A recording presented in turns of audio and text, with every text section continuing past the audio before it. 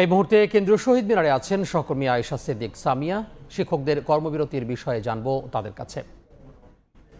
সহকারী শিক্ষকরা রয়েছেন, তাদের বেতন 13তম গ্রেড থেকে 10ম গ্রেডে পদোন্নতি করার দাবিতে কিন্তু সকাল থেকে এই রাজপথে তারা অবস্থান করছেন কেন্দ্রীয় শহীদ মিনারে। এবং আমরা দেখেছি এখান থেকে কিন্তু তারা আজকে যে দাবিটি করেছেন সেটি স্বরাষ্ট্র উপদেষ্টা এবং প্রাথমিক ও গণশিক্ষা উপদেষ্টার যে উপদেষ্টা আছেন তাদের পদত্যাগ দাবি কিন্তু তারা আসলে করছেন।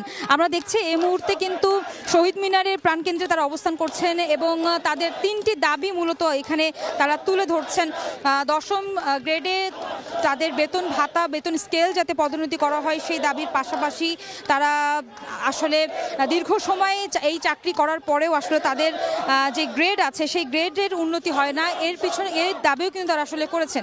এর প্রেক্ষিতে সারা দেশে কিন্তু আসলে তারা পূর্ণ দিবস কর্মবিরতি কিন্তু পালন করছেন এবং এতে কিন্তু আসলে শুধু ঢাকাই নয়, ভোগান্তিতে পড়েছেন পুরো বাংলাদেশের যে শিক্ষার্থীরা রয়েছেন তারা। এবং তারা কিন্তু বলছেন যে সামনেই পরীক্ষা এবং এই শিক্ষকদের এমন আন্দোলন এবং এই দাবির ফলে কিন্তু পরীক্ষার যে পড়াশোনা রয়েছে সেখানেও কিন্তু বিঘ্ন ঘটেছে। আমরা দেখেছি তাদের যেই সভাপতি রয়েছেন এই কর্মকাণ্ডে তিনি কিন্তু আমাদেরকে জানিয়েছিলেন এই যে ভোগান্তিতে তারা পড়ছেন শিক্ষার্থীরা এবং যেই পরীক্ষার বা পড়ালেখার যেই গ্যাপটি তারা পাবেন সেটি আসলে পরবর্তীতে তাদের দাবি আদায় হলে সেই গ্যাপ কিন্তু পুষিয়ে দিবেন শুক্র শনিবার ক্লাস নিয়ে, এমনটি কিন্তু আমাদেরকে তারা বলেছেন। এবং দেখছি তারা দাবি করছেন এই দাবি আদায় না হওয়া পর্যন্ত কিন্তু রাজপথে থাকার তারা হুঁশিয়ারি দিয়েছেন।